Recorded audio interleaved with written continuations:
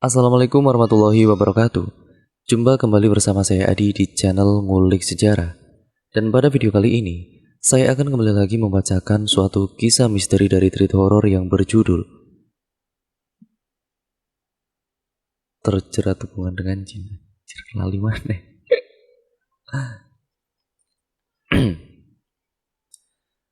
Assalamualaikum warahmatullahi wabarakatuh. Jumpa kembali bersama saya Adi di channel Ngulik Sejarah.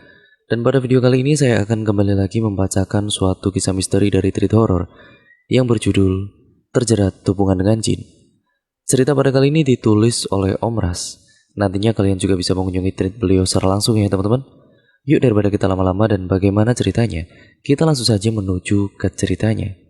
Persiapkan diri kalian, karena ceritanya akan saya mulai.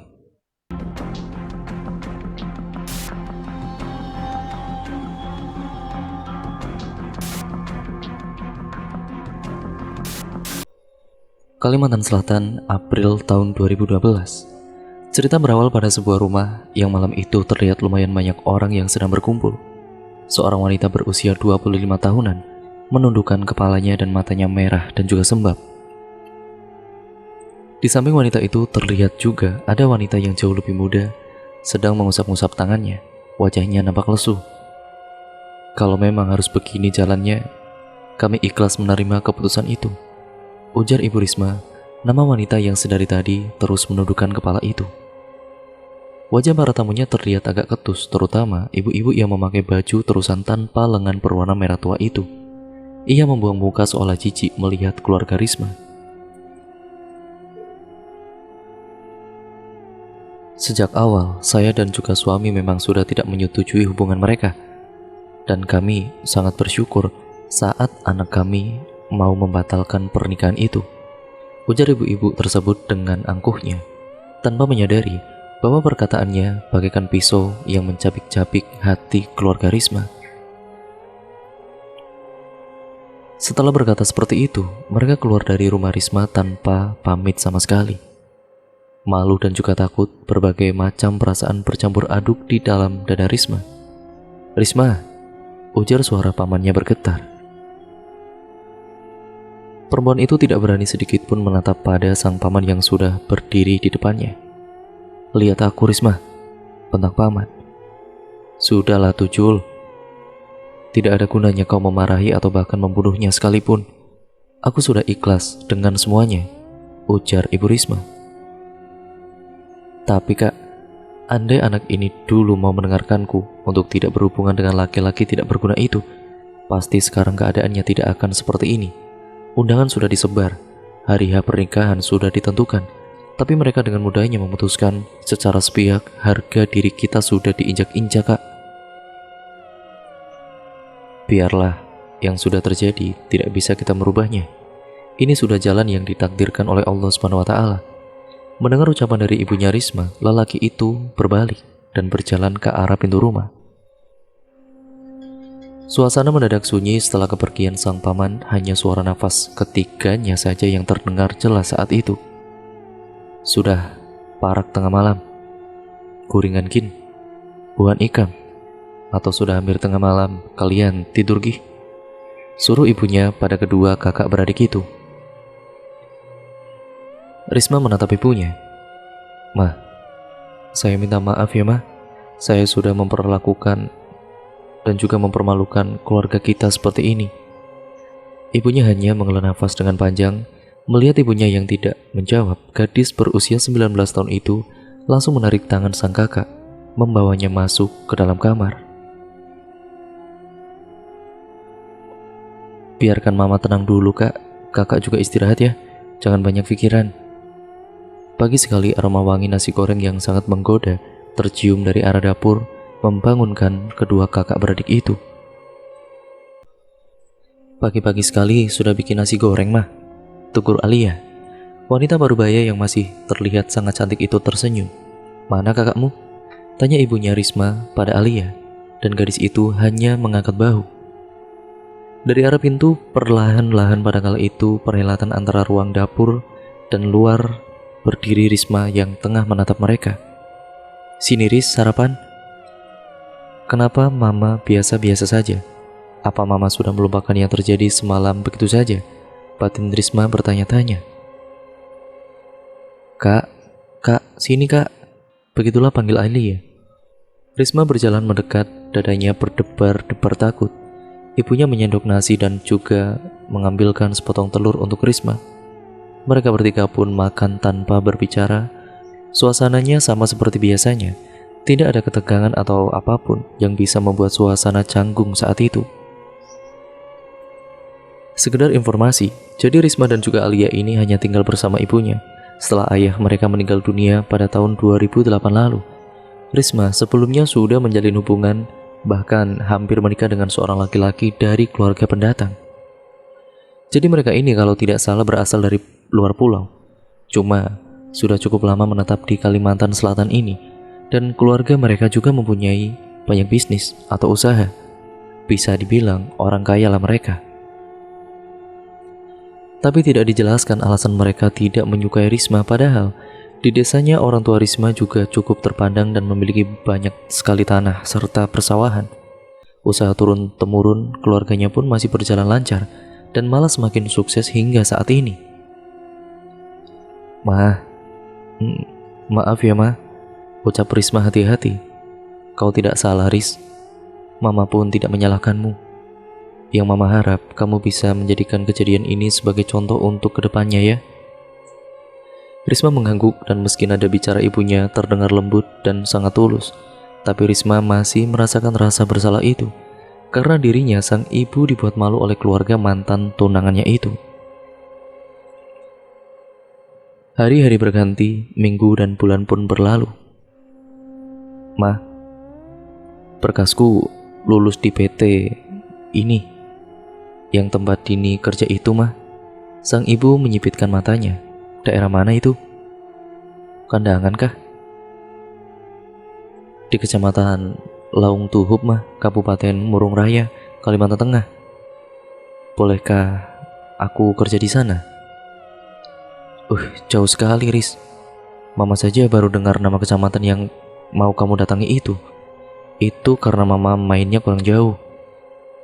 Yang mana Mama tahu ya cuma seputaran Palangkaraya saja. Itu di pedalaman Karis atau bagaimana? Iya Ma, jaraknya 50 km dari tepian Sungai Barito. Itu pun kata Dini, kalau mau naik ke atas ya kita harus numpang polpo pengangkut batu bara milik perusahaan Langton itu. Ya Allah, susah nyaris. Supirnya laki-laki kan? Tidak. Mama tidak izinkan kalau begitu. Rawan orang-orang jahat Riz di sana. Mama, kan tidak semua orang itu jahat Ma. Mama gak boleh seuzon. Tapi itu sangat jauh Riz. Mama takut kamu kenapa-napa. Apalagi itu daerah pedalaman, banyak binatang buas dan juga makhluk halus. Risma merengut mendengar apa yang dikatakan ibunya itu. Sia-sia semuanya. Keluhnya seraya berjalan meninggalkan sang ibu.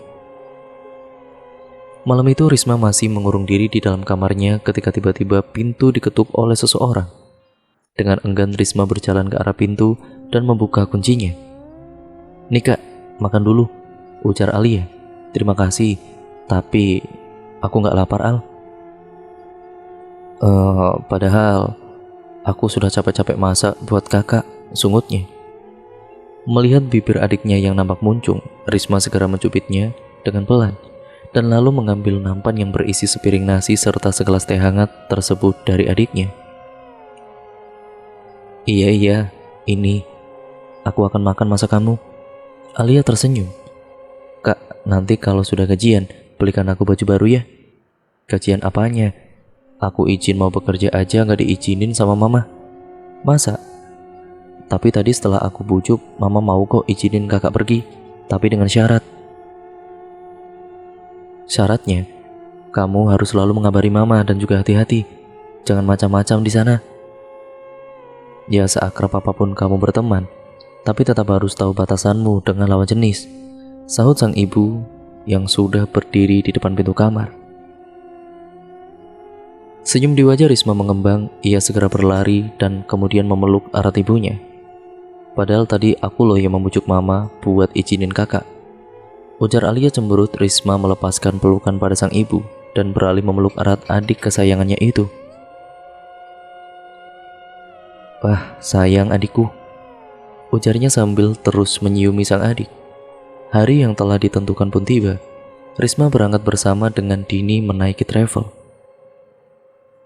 "Kamu kok tegang, Ris?" tanya Dini. Risma tersenyum. "Ya memang harus ikut medical check up-nya juga ya, Din. Aku takut."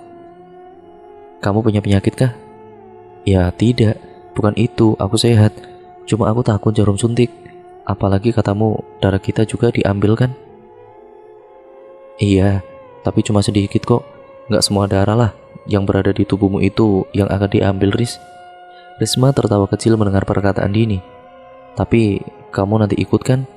Aku cuma menemani kamu aja, Riz. Aku nggak ikut medical check up lagi." Risma kemudian mengangguk. Ya, setidaknya dia ada teman. Setelah perjalanan panjang yang melelahkan, mereka akhirnya bisa beristirahat di salah satu penginapan yang berada di Muara Teweh. "Nih minum, untuk jaga-jaga," ujar Dini seraya memberikan 4 kaleng susu beruang. "Semuanya, Din. Besok nanti sekaleng sebelum berangkat check up." Meski tidak tahu maksudnya meminum susu beruang itu apa, tapi Risma tidak membantah.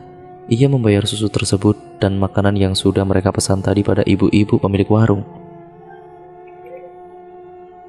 Singkat ceritanya, setelah selesai medical check up dan membawa hasilnya, Risma bersama Dini langsung melanjutkan perjalanan menuju ke tempat tujuan utama mereka.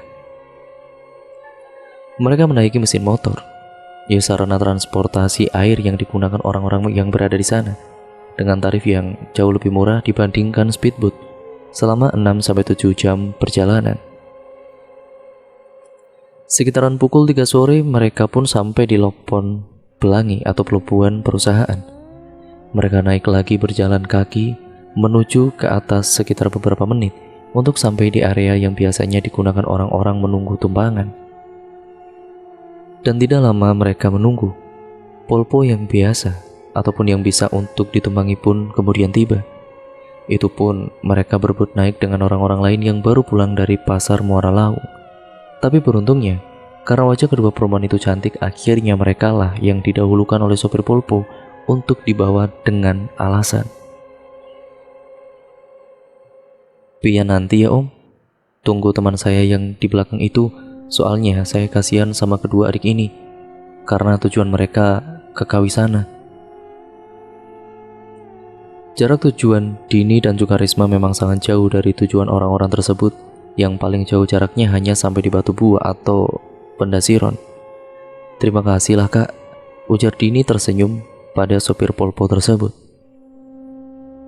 "Welah, membawa perempuan ya?"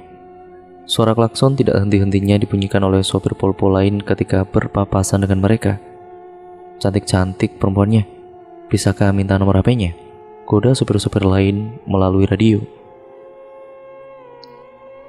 Dini yang memang sudah mengerti dengan bahasa Dayak Bakumpai itu pun cuma tersenyum-tersenyum. "Artinya apa sih, Din? Kok perasaanku nggak nyaman ya?" bisik Risma. Dini yang memang sudah mengerti dengan bahasa Dayak Bakumpai pun, yaitu pun cuma tersenyum-tersenyum saja. "Artinya apa sih, Din? Kok aku nggak nyaman ya? Perasaanku juga nggak nyaman," bisik Risma dan mereka bercanda. "Udah, bawa santai aja, Ris." Sesekali Risma menggeliat untuk menghilangkan rasa penat di punggungnya, sementara Dini asik mengobrol bersama sopir-sopir itu. Dan saat sampai di Kawi, mereka diturunkan di depan jajaran rumah makan. Saat turun, Risma melihat Dini dicium dan juga diberikan uang oleh sopir Polpo tersebut, yang membuat Risma mengerutkan alisnya. "Siapa dia, Din? Pacarmu?" "Bukan," Risma menggeleng. Ia menepis pikiran buruknya tentang Dini dan kemudian berjalan menuju ke arah mes pada kala itu. Sesampainya di mes, saat pintu kamar dibuka, ruangan itu mengeluarkan bau tidak sedap, seperti pesing yang bercampur dengan kotoran hewan. "Ya Tuhan, baunya. Padahal nggak sampai 2 minggu aku tinggal, sudah bau dan juga berdebu begini," keluh Dini. "Ya sudah, Din, biar aku yang bersihkan. Pel lantai dan juga sapunya ada kan?" "Ada, Riz. Aduh, maaf ya. Maaf banget, Riz.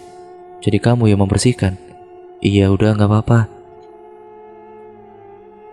Risma kemudian menyapu dan juga mengepel lantai dengan pewangi sasetan yang ia peroleh sebagai pengganti uang kembaliannya di warung semalam. Ia melakukannya tanpa mengeluh, meski tubuhnya saat itu juga sedang capek-capeknya. Setelah selesai, Risma pun kemudian mandi. Di dalam kamar mandi pun berukuran yang kecil itu, Risma mulai mengguyur tubuhnya dengan air. Namun saat ia mulai menyapu wajahnya, Risma merasa seperti ada seseorang yang tengah memperhatikannya dari sudut kamar mandi. Ia lantas membuka matanya, takut-takut kalau ada orang yang tengah mengintipnya. Tapi tidak ada siapa-siapa di sana. Risma bergegas menyelesaikan mandinya, dan setelah mengenakan sarung, ia pun kembali ke dalam kamar mes. Hawanya mendadak dingin, sangat-sangat dingin. Risma mengenakan jaket dan juga celana panjang, lalu segera tidur di tempat tidur bagian atas atau tempat tidur tingkat. Entah pukul berapa itu. Tapi ketika ia merasa benar-benar seperti ada sebuah tangan yang membelai lembut kepalanya. Risma lantas terbangun dan juga tidak mendapati siapapun berada di dekatnya. Mungkin hanya mimpi batinnya. Risma kembali memejamkan matanya dan ia terbangun ketika Dini sudah bersiap-siap berangkat bekerja. Ayo bangun, Riz, biar aku temani kau ke kantor. Sebelumnya sudah kuhubungi Pak Bambang. Nama samaran ya teman-teman. Katanya sih disuruh langsung saja ke kantor. Di perjalanan menuju kantor, Risma bertemu banyak sekali karyawan yang ada di sana. Mereka semua terlihat ramah dan penuh senyum kepada Risma, membuatnya merasa senang dan berharap bisa secepatnya bergabung bersama mereka. Aku pasti bekerja di sini kan, Din? Iya, kamu tenang saja. Makasih ya, Din. Iya, tapi ingat-ingat kesepakatan kita ya, Riz. Hehe. Risma mengangguk. Ia ingat tentang perjanjian mereka. Jika Risma bekerja di situ, maka selama 3 bulan, setengah gajinya harus diberikan kepada Dini sebagai uang tanda terima kasih Risma. Dan Risma tidak mengapa akan syarat itu. Sebetulnya kalau tentang uang, walau ia tidak bekerja pun, Risma akan tetap punya uang. Hanya saja pengalamannya yang Risma inginkan. Makanya ia langsung menyanggupi syarat dari Dini agar bisa bekerja di daerah itu. Singkat ceritanya, keluar dari kantor wajah Risma nampak sumringah. Ia bahkan tidak bisa mengontrol bibirnya yang terus saja tersenyum itu. Kapan mulai kerja? Tanya Dini menghampiri. Besok aku disuruh ke kantor lagi buat tanda tangan kontrak. Aku yakin kamu sudah tahu, Din. Makasih banyak ya, Din. Dini tersenyum. Ingat perjanjiannya ya? Iya, aku ingat kok. Malam itu saat Dini mandi, Risma merebahkan tubuhnya di atas tempat tidur sambil membayangkan besoknya ia akan mengenakan baju karyawan yang sama dengan Dini. Saat memejamkan matanya, Risma merasakan hembusan nafas hangat di sampingnya, tepat mengenai telinga Risma. Risma terperanjat kaget dan bergegas bangun, nafasnya turun naik, takut dan hatinya mendadak gelisah. Di saat yang bersamaan, pintu kamar terbuka, Dini masuk dengan membawa peralatan mandinya. Enggak mandi, Riz. Ini mau mandi. Risma kemudian turun dari tempat tidur. Ia mengambil peralatan mandinya dan berjalan keluar kamar. Di luar sudah sunyi sekali, padahal jam masih belum terlalu larut. Saat sudah berada di dalam kamar mandi, lagi-lagi Risma merasa seperti ada seseorang yang terus menatapnya. Mungkin perasaanku saja, gumamnya. Lalu kemudian Risma melanjutkan mandinya. Setelah selesai ia bergegas keluar dan juga kembali ke kamar mes. Dini sudah terlelap dengan HP-nya yang masih memutar musik. Pelan-pelan Risma naik ke atas ranjangnya untuk segera tidur. Keesokan harinya Risma bangun lebih awal dengan wajah yang cerah ceria. Sambil berdandan, Risma membayangkan kembali sosok laki-laki yang hadir di mimpinya semalam. Wajah laki-laki itu sangat tampan menurut Risma. Dan anehnya, ia merasa ada sesuatu yang berbeda begitu bertemu dengan laki-laki tersebut, walaupun hanya di dalam mimpi. Sudah bangun, Riz? Sapa Dini. Iya. Hari-hari berlalu, kemudian namun Risma masih merasa selalu ada seseorang yang memperhatikannya ketika ia mandi ataupun saat ia tertidur. Hingga akhirnya karena lama-kelamaan Risma sudah terbiasa dengan apa yang ia rasakan itu. Aku tahu mereka memang ada, dan selagi mereka tidak menggangguku sampai menyakiti fisik ataupun membuat kekanaan, aku akan menganggap itu biasa-biasa saja, ujar Risma. 2 minggu sudah Risma bekerja di sana, dan selama 2 minggu itu pula, Risma sering bermimpi bertemu dengan laki-laki tampan tersebut. Kadang-kadang berhelat malam, 2 malam sekali atau 3 malam sekali ia bermimpi tentang laki-laki itu.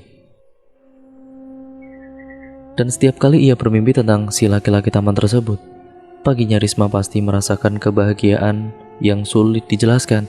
Moodnya juga menjadi sangat baik sepanjang hari. Selama ia bekerja di situ, ada 3 orang laki-laki yang berusaha mendekatinya. Namun Risma tidak merespon ketiga laki-laki tersebut, dan ketertarikan ketiga pria itu rupanya dimanfaatkan oleh Dini. Tanpa sepengetahuan Risma, Dini meminta berbagai macam barang bahkan uang dengan mengatasnamakan Risma. Sehingga membuat ketiga laki-laki ini semakin gencar bahkan sampai berani menyentuh-nyentuh Risma. Risma yang tidak tahu apa-apa itu pun lantas marah dengan kelakuan ketiga pria tersebut. Namun ia juga takut untuk memarahi langsung ketiganya karena mereka adalah orang asli daerah situ. Saat ia curhat kepada Dini, Dini hanya menanggapinya dengan santai dan bahkan menyuruhnya untuk berpacaran saja dengan ketiga pria tersebut. Mereka itu gak pelit, Riz. Kamu minta apa saja pasti dituruti. Lumayan kan untuk menghemat biaya pengeluaranmu, ujar Dini yang membuat Risma kecewa. Bukan itu yang ingin Risma dengar dari mulut teman yang ia anggap baik tersebut, tapi jawaban Dini benar-benar di luar dugaannya. Aku itu bukan perempuan seperti itu, Din. Risma mengambil peralatan mandinya dan bergegas keluar. Di dalam kamar mandi Risma menangis sesenggukan. Pengalamannya hari itu benar-benar membuatnya sangat marah, sedih, emosi, dan bercampur aduk pada kala itu. Ingin rasanya ia melaporkan apa yang ia alami pada atasannya, namun Risma terlalu takut. Ia takut mengambil keputusan itu, takut akan dampak yang ia akan tuai setelahnya. Dan kini Risma hanya bisa menangis di dalam kamar mandi. Dan tiba-tiba, Risma merasa seperti dipeluk oleh seseorang. Rasanya sangat hangat, namun ia tidak dapat melihat siapa orang tersebut. Akan tetapi perasaan Risma menjadi terasa begitu tenang, dan ia membiarkan hal itu berlangsung sampai pintu kamar mandi diketuk oleh seseorang dari arah luar. Masih lamakah? Tanya suara tersebut. Sebentar, jawab Risma lalu mengambil peralatan mandinya kemudian ia keluar. Risma duduk menunggu di depan kamar mandi. Suara guyuran air terdengar dari dalam. Tidak beberapa lama kemudian, perempuan itu keluar dengan rambut yang masih basah. Kamu ngapain? Tanyanya. Mau mandi. Lah tadi? Perempuan itu lalu duduk di samping Risma. Kenalin, aku Fitri. Kamu sekamar sama Dini kan? Iya, aku Risma. Jawab Risma seraya mengangguk. Si Dini gimana sama kamu? Baik-baik aja kok. Memangnya kenapa? Fitri menarik nafas panjang. Semua karyawan tahu gimana kelakuan si Dini itu. Makanya gak ada yang mau sekamar sama dia. Temannya juga cuma kamu doang. Tapi menurutku dia orang baik kok. Baik sekali malah. Fitri tersenyum kecut.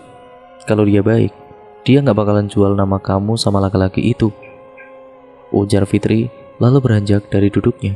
Risma mengerutkan alis. Ia penasaran dengan maksud perkataan Fitri tersebut. Tapi Fitri sudah berjalan menjauh tanpa memberikan kesempatan untuk Risma bertanya.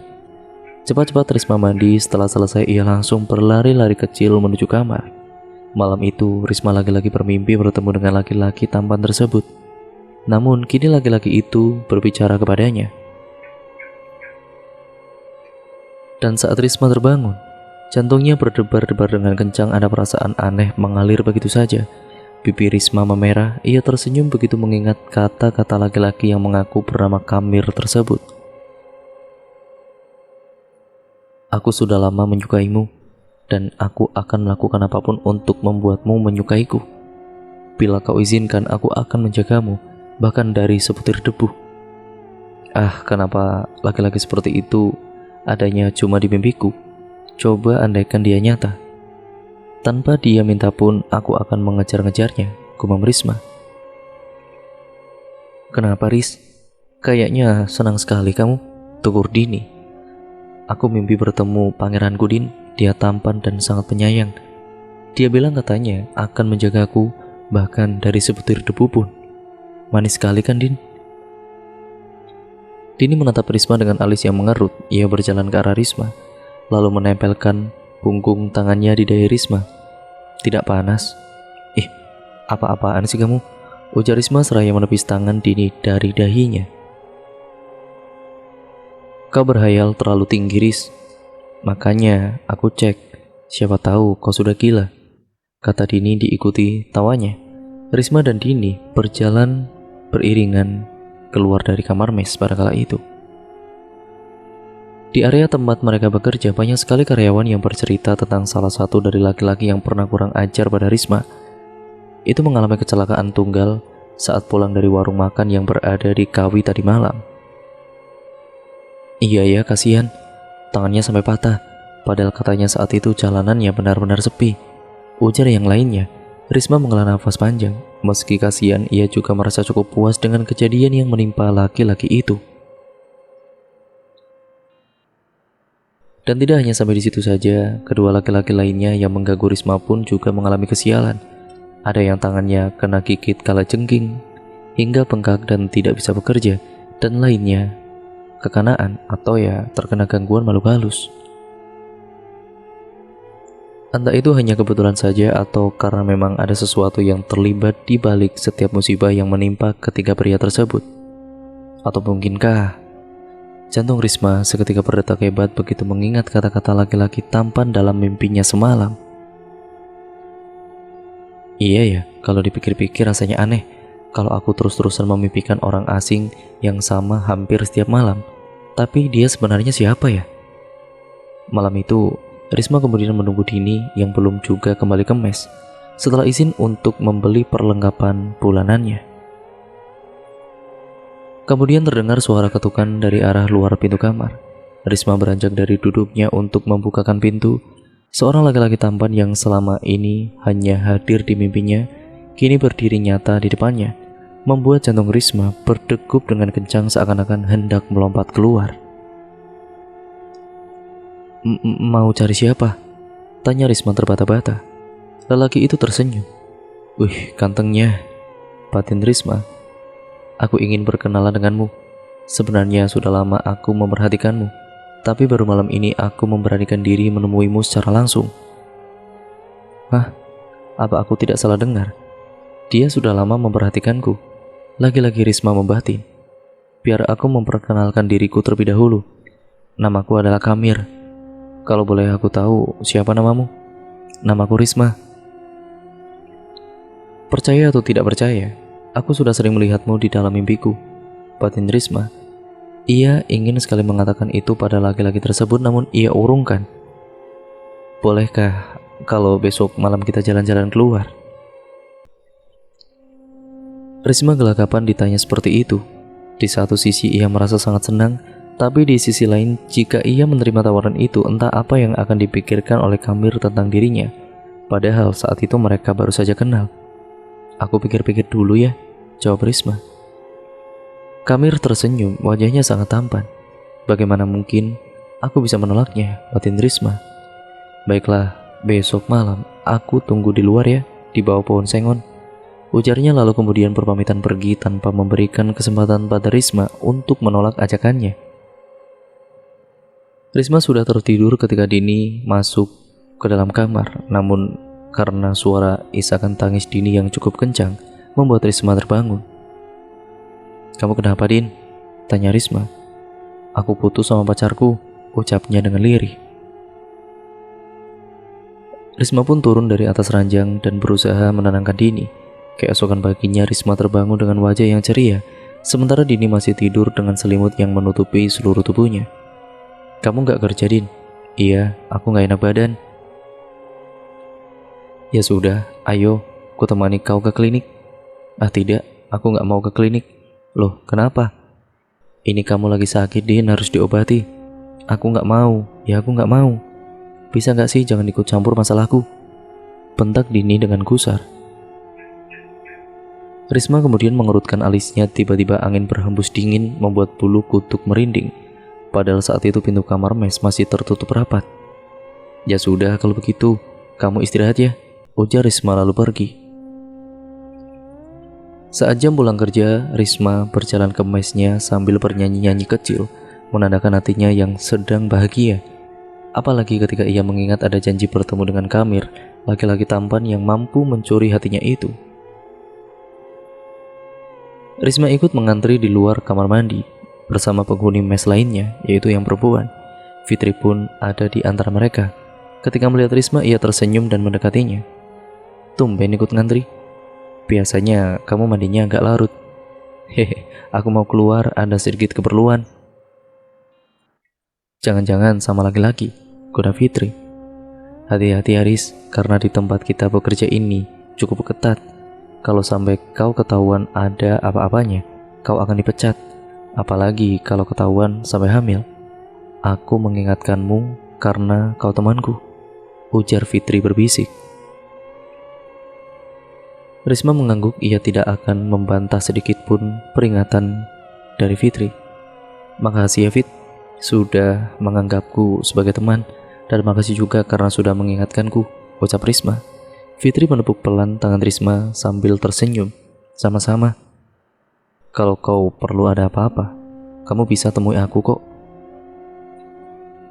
Risma kemudian mengangguk sambil tersenyum manis. Lalu Fitri berjalan meninggalkan Risma untuk segera masuk ke dalam kamar mandi karena namanya sudah dipanggil.